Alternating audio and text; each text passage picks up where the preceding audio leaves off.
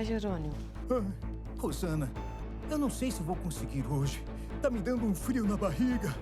Calma, Jerônimo. Você tá aqui comigo toda semana. Por que esse medo agora? É que falar pra tanta gente assim, e se eu travar? Olha, medo todo mundo sente, Jerônimo. E às vezes ele ajuda e às vezes ele atrapalha. Acontece com todo mundo. E quer saber mais? Esse é o tema do nosso programa hoje. Fica ligado que você vai aprender muito. O medo é uma emoção essencial à sobrevivência. Mas quando ele se torna intenso demais, pode atrapalhar nossa vida, nossa saúde e nossos relacionamentos. Hoje, vamos entender os diferentes tipos de medo, desde ansiedade cotidiana até fobias mais específicas e como nosso cérebro reage a cada uma delas. Roda a vinheta.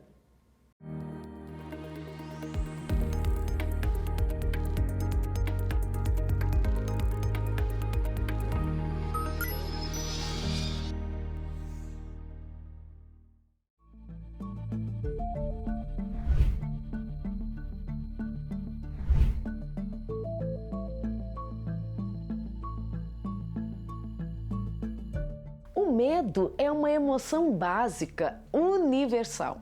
Ele é regido por uma estrutura pequena e poderosa do cérebro chamada amígdala.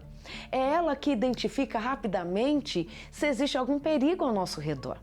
Quando isso acontece, o corpo entra em alerta.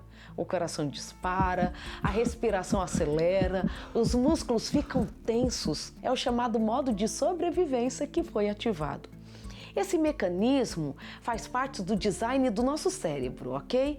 É um recurso essencial de proteção. Ele nos ajuda a reagir em situações de risco, preservando a vida.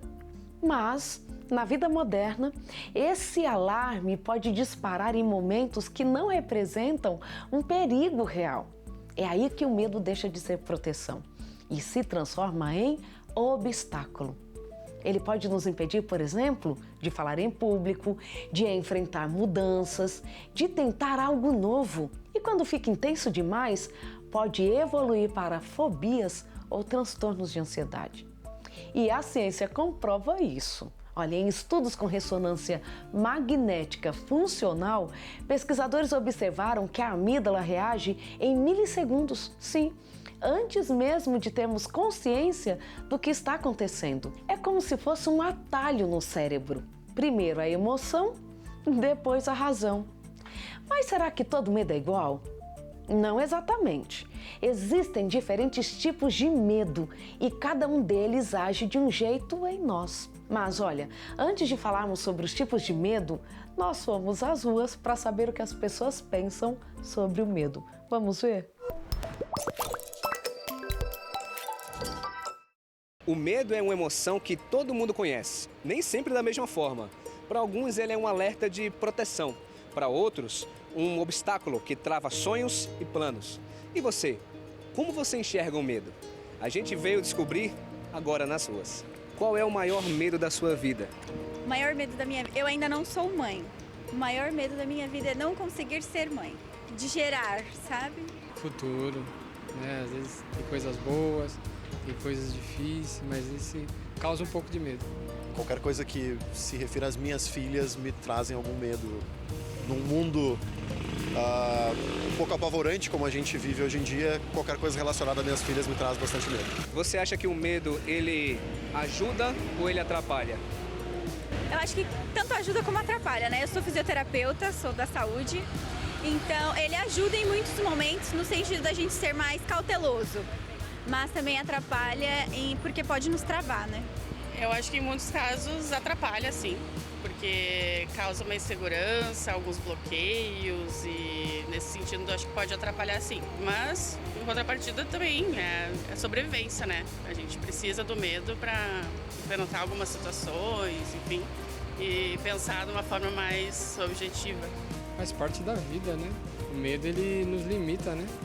Se não fosse o medo, a gente fazia loucura aí, né? Então, o medo, ele faz parte do ser humano, né? Interessante, né? O que vimos nas ruas mostra como o medo tem dois lados. Em alguns momentos, nos protege. E em outros, ele nos trava. Isso acontece porque o cérebro reage de formas diferentes dependendo da situação. E é por isso que nós podemos dividir o medo em alguns tipos, cada um com características próprias e até circuitos cerebrais diferentes. O primeiro tipo de medo é o medo instintivo. Ele é automático, surge em frações de segundo. O cérebro identifica um som alto ou um movimento inesperado e dispara o alarme antes mesmo de termos consciência daquilo que aconteceu. Pesquisas feitas em laboratório mostram que a amígdala, ela recebe sinais direto dos nossos sentidos. A visão, a audição e, por uma via mais rápida, um atalho emocional, ou seja, primeiro sentimos, depois pensamos. É o corpo reagindo para garantir a sobrevivência. Já o medo real, ele de fato é uma ameaça. Imagine atravessar a rua sem perceber um carro vindo em alta velocidade. Aqui, o medo é um aliado, porque ele coloca o corpo em estado de alerta para nos ajudar a agir rápido. Estudos mostram que nesses momentos, além da amígdala, regiões como o córtex pré-frontal entram em ação para avaliar o perigo e decidir a resposta mais adequada. Correr, se proteger, pedir ajuda. Mas nem sempre o medo vem de algo que está acontecendo agora. Existem também aqueles medos como o medo aprendido. Ele costuma nascer de experiências marcantes, muitas vezes que aconteceram lá na infância. Se uma criança, por exemplo, teve um cachorro que a mordeu, ela pode crescer com medo de cães, mesmo sem que o perigo de ser mordida novamente esteja presente. O cérebro grava aquela memória no corpo como um sinal de alerta. É como se fosse um atalho de sobrevivência aprendido. Os cientistas chamam isso de condicionamento do medo. Em laboratório, já conseguiram observar, eu mesma já observei, que essas memórias ficam armazenadas em diferentes regiões do cérebro, que estão ligadas às lembranças. E agora, por fim, temos os medos criados pela nossa imaginação. Sim, são aqueles cenários que ainda nem aconteceram, mas que já nos paralisam só de pensar. E se eu esquecer tudo na apresentação? E se der errado? E se todos me julgarem? Nesses casos, a amígdala também dispara, mesmo sem haver um perigo real. É como se o cérebro não conseguisse distinguir o que está acontecendo de fato do que é só imaginação. Por isso, ficamos tensos, o coração acelera e podemos até evitar situações que podem ser positivas para a nossa vida. Percebe como cada tipo de medo atua de uma forma diferente? Instintivo, real, aprendido ou imaginado. Todos estão profundamente ligados ao modo como o cérebro interpreta o mundo. Entender isso é o primeiro passo para aprender a lidar melhor com essa emoção que é tão poderosa. Doutora, por que algumas pessoas têm mais medo do que outras? Os cientistas descobriram que existe uma diferença individual no funcionamento da amígdala e do córtex pré-frontal. Além disso, experiências de vida e até a genética podem deixar algumas pessoas mais sensíveis a situações de medo. Doutora, é verdade que o medo pode causar doenças físicas? Sim. Quando o medo é constante, ele ativa o corpo de forma repetitiva, liberando hormônios do estresse como cortisol. E isso pode afetar o sono, a memória, a imunidade e até o coração. Então, por isso, aprender a lidar com o medo é também cuidar da saúde. Doutora, é possível vencer o medo de vez? Olha, o medo faz parte da nossa biologia, então ele não desaparece completamente, tá? Mas ele pode ser regulado. A ciência mostra que com técnicas de enfrentamento, como terapia, espiritualidade e treino mental, é possível diminuir a intensidade do medo e transformá-lo em coragem. O cérebro é uma máquina extraordinária. Cada detalhe foi desenhado com precisão para garantir nossa sobrevivência. Nada nele é por acaso. Deus nos criou com um sistema minuciosamente planejado para nos manter seguros. Um sistema capaz de identificar o perigo e reagir, mesmo antes que a gente perceba conscientemente o que está acontecendo. É como se houvesse um alarme interno, silencioso, mas extremamente eficiente. Quando algo ameaça nossa segurança, esse alarme dispara e o corpo inteiro responde. Nesse processo, a amígdala é uma das protagonistas. Ela funciona como um sensor do perigo. Quando percebe uma ameaça, real ou imaginária, envia um sinal imediato para outras regiões do cérebro e prepara o corpo para reagir. O hipotálamo transforma esse sinal em reação física. Acelera o coração, prepara os músculos, deixa o corpo em alerta. Enquanto isso, o córtex pré-frontal entra em cena como o centro racional da operação. É ele quem analisa as informações e tenta decidir. Será que esse perigo é real mesmo? Ou é apenas uma interpretação equivocada? E o hipocampo ajuda a lembrar se já passamos por algo parecido. Essa reação automática é o que chamamos de resposta de luta ou fuga, ou congelamento. É um sistema de segurança inteligente. Um detecta o problema, outro aciona os alarmes e outro confirma se é mesmo necessário manter o alerta. Se o sistema está equilibrado, o cérebro interpreta corretamente as situações e o medo é nosso aliado. Ele nos protege, nos mantém vivos e mantém a gente saudável. O problema é quando esse sistema começa a funcionar de maneira desregulada. Quando a amígdala dispara o alarme com frequência, mesmo sem ameaça real, e o córtex pré-frontal não consegue nem conter essa reação. É nesse ponto que o medo deixa de proteger e começa a dar lugar para os transtornos de ansiedade e as fobias.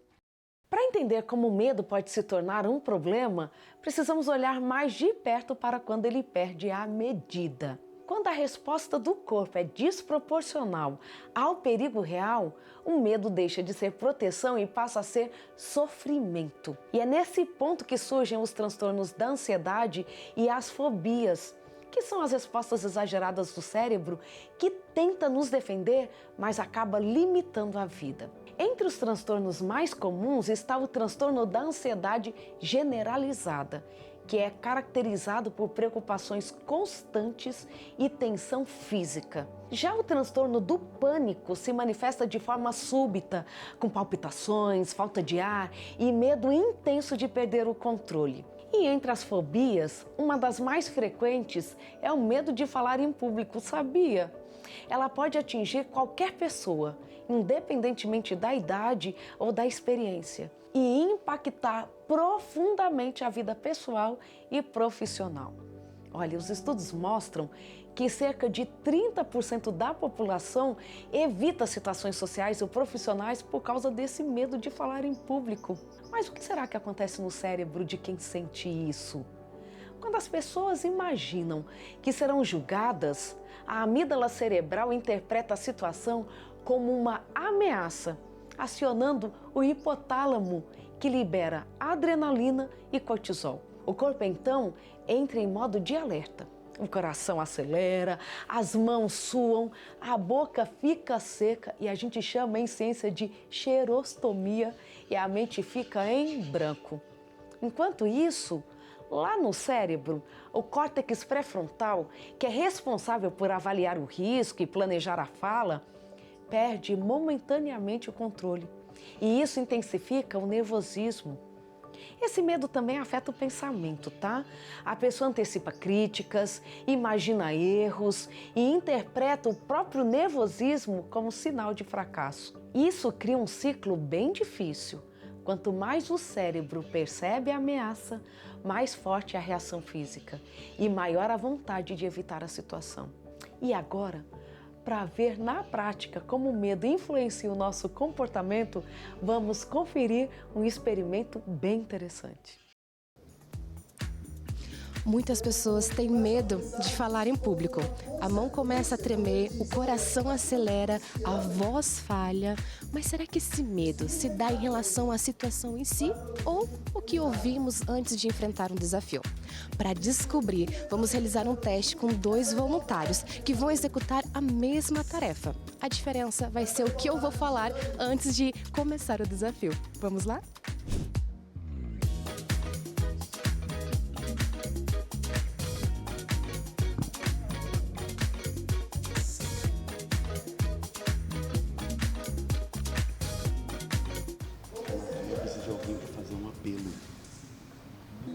Eu tenho que ler isso aqui. É, você lê e fala com as suas palavras.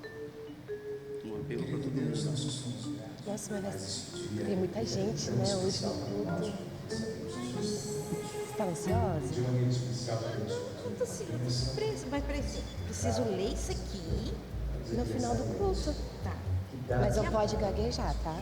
Tem que ser isso do início ao fim, sem gaguejar. De forma bem espontânea também, tá? Tá, mas que apelo que eu vou fazer? Esse apelo aqui.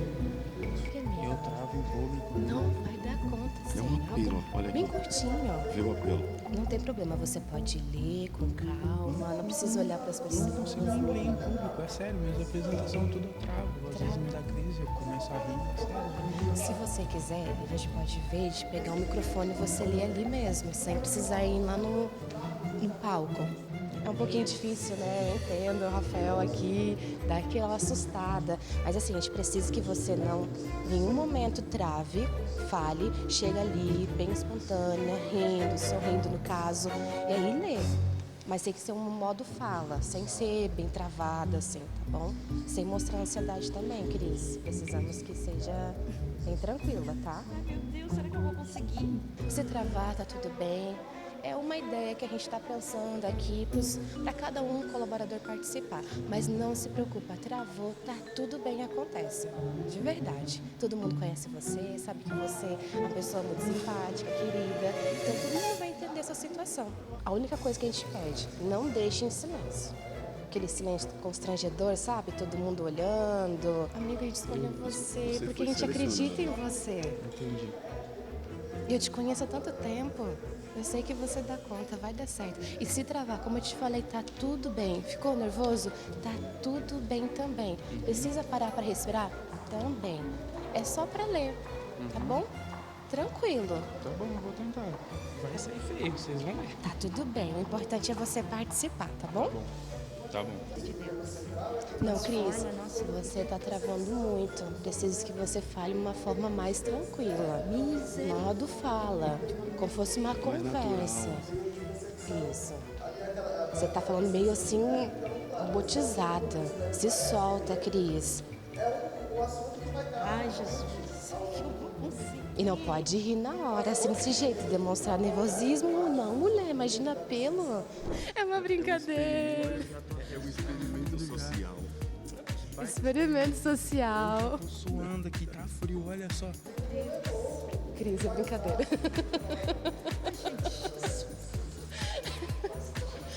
É uma brincadeira. Na verdade, é um experimento só para mostrar o poder das palavras, né? Na hora de motivar ou até mesmo criar aí uma forma negativa, uma ansiedade na pessoa. E você foi de forma bem voluntária. Você sentiu que o que falamos para você motivou ou te trouxe alguma forma negativa, gerou alguma ansiedade? Me motivou um pouco, mas eu, por já ter muitas experiências em público e travar, eu acabo sempre pensando no pior, né? Mas vocês me ajudaram sim, me motivaram e eu fiquei disposto. Aceitou, né? Eu aceitei, eu fiquei disposto a fazer, com muito medo, mas eu fiquei bastante disposto a fazer sim. Olha só, que bom. Obrigada, viu, Luiz? Agora sim você pode com calma voltar pro seu lugar. Vou levar o papel de Pode lembrança. levar pelo, leva. E as palavras? Você sentiu que de alguma forma a gente conseguiu te motivar ou te gerar aí um pouquinho mais de ansiedade? De ansiedade, Fê? De ansiedade. Você falou, ó, não faça isso, não faça aquilo. Eu falei assim, pronto. Misericórdia. Logo de manhã, assim? Presidente ainda. Meu Deus. conclusão do nosso experimento. Para um, falei palavras positivas, para outro, palavras negativas. Isso mostra na prática o poder das palavras e do tom de voz tem no nosso cérebro e nas nossas ações. Mesmo que o medo de falar em público ou qualquer outra fobia tenha se mostrado intenso no nosso experimento, a neurociência mostra que o nosso cérebro é plástico, ou seja, ele é capaz de se adaptar e reorganizar as suas conexões. Cada experiência, cada pequena exposição controlada àquilo que nos assusta pode reescrever os caminhos neurais, diminuindo a intensidade do medo e fortalecendo a confiança que sentimos. Então, o medo deixa de ser um obstáculo intransponível e se torna uma oportunidade de crescimento. Cada passo que damos enfrentando nossas fobias fortalece não apenas a confiança, mas também a resiliência emocional. A ciência nos mostra: é possível sentir medo sem ser dominado por ele e, com paciência, prática e esforço, qualquer ansiedade ou fobia pode ser superada. E se você quer se aprofundar ainda mais na compreensão das suas emoções e aprender a lidar melhor com o medo, eu quero te apresentar uma ferramenta que pode ajudar. É a revista Sentimentos, a ciência do existir. Eu mesma participei da elaboração dessa revista, trazendo conteúdos de neurociência, psicologia e espiritualidade. Claro, com reflexões e orientações para treinar seu cérebro e também te ajudar a entender melhor as suas emoções e transformar situações de medo em oportunidades de crescimento. Você pode pedir a sua gratuitamente acessando o site novotempo.com/escola bíblica ou mandando uma mensagem para o WhatsApp 12 98 2 44 4449. É uma oportunidade de entender melhor como os seus sentimentos influenciam seu corpo, seu cérebro e sua vida e de viver de forma mais equilibrada e confiante, mesmo diante dos medos do dia a dia. Depois de tudo que a gente conversou até aqui, se você se identificou, sente aquele frio na barriga antes de falar em público ou aquela ansiedade que parece dominar, você não está sozinho. Olha só, existem pequenas dicas que podem ajudar seu cérebro a lidar com medo e transformar essa ansiedade em confiança. Vamos conferir algumas delas que você pode começar a colocar em prática agora mesmo? Dica 1. Respiração consciente. Respirar de forma profunda e controlada ajuda a regular o coração, acalmar a mente e reduzir aquela sensação de pânico. Inspire contando até 4. Segure por 4 e expire por 4 segundos também. É simples, mas extremamente eficaz para retomar o controle quando o estresse, o medo aparece. Dica 2. Visualização positiva. Antes de uma apresentação ou situação que te assusta, imagine-se indo bem, sentindo confiança, recebendo apoio e aplausos. Treinar sua mente para enxergar o sucesso ajuda o cérebro a se preparar e diminuir a ansiedade, sabia? Dica 3. Pequenos passos. Enfrentar o medo aos poucos funciona muito bem. Comece falando baixinho para você mesmo, depois para um amigo e depois para grupos pequenos. Cada passo que você dá ensina seu cérebro que aquilo não é uma ameaça. Dica 4. Preparação e prática. Quando você conhece bem o que vai falar e pratica antes, seu cérebro entende que o contexto é seguro e isso dá mais segurança e diminui a ansiedade. Dica 5. Mudança de foco. Em vez de ficar pensando no que pode dar errado, concentre-se na mensagem que você quer passar ou em ajudar quem está ouvindo. Isso tira a atenção do medo e aumenta a confiança. Agora chegou a hora do nosso desafio do dia, que vai ser enfrentar um medo seu. Pode ser grande ou pequeno, o importante é dar o primeiro passo, ok? Então, primeiro, escolha um medo. Pode ser falar em público, dirigir, medo de altura, aquilo que fizer seu coração acelerar e gerar desconforto. Então, depois de escolher esse medo, escreva o que sente quando pensa nele, porque isso ajuda o cérebro a entender e lidar melhor com a emoção. Depois, aproxime-se do medo por 1 minuto. Um pequeno gesto já ensina o cérebro que a situação não é perigosa. Agora, respire e observe seu corpo. Veja que, mesmo com medo, você consegue continuar. Depois, olha, repita sempre. Cada vez fica mais fácil e a coragem cresce junto. Então, aceita o desafio? Vamos transformar o medo em coragem. Estamos chegando ao final do nosso programa e eu espero que você tenha percebido que o medo faz parte da vida e tem um papel importante, o de nos proteger. Mas quando ele cresce demais, a gente precisa aprender a colocá-lo no lugar certo.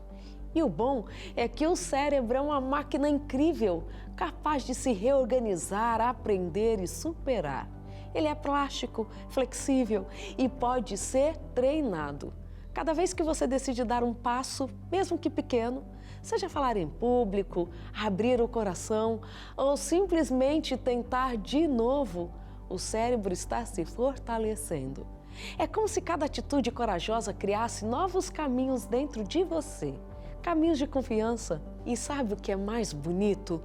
A ciência mostra que o cérebro se transforma com o treino, mas é a fé que dá o primeiro passo. Quando a gente une esse poder da mente com a fé, algo extraordinário acontece, porque a fé muda como enxergamos o perigo. Ela não apaga o medo, mas ilumina o caminho para a gente atravessá-lo. Doutora, eu estava aqui pensando, será que o contrário de medo é mesmo coragem? Porque eu acho que o contrário de medo é fé. Que lindo, Jerônimo, é exatamente isso. A coragem vem depois, mas a fé que dá o primeiro passo. A Bíblia diz em Isaías 41:10, não temas, porque eu sou contigo. Não te assombres, porque eu sou o teu Deus. Eu te fortaleço e te ajudo. Quando confiamos em Deus, o cérebro entende que não estamos sozinhos. Ele se acalma, a amígdala desacelera e o corpo começa a responder com mais equilíbrio. É como se a fé reorganizasse o medo em forma de confiança. Então, por isso que, quando eu acredito que Deus está comigo, eu fico confiante que vai ficar tudo bem? Exatamente, Jerônimo. A fé é o antídoto do medo. É ela quem ensina o cérebro a descansar. E cada vez que você escolhe acreditar, em vez de se esconder, está fortalecendo a sua mente e o seu coração. Então eu vou começar meu treino de fé. Dá para fazer todo dia, né? Claro que dá, Jerônimo. E quanto mais você treina, mais o cérebro aprende que o medo não manda em você. Que Deus te abençoe.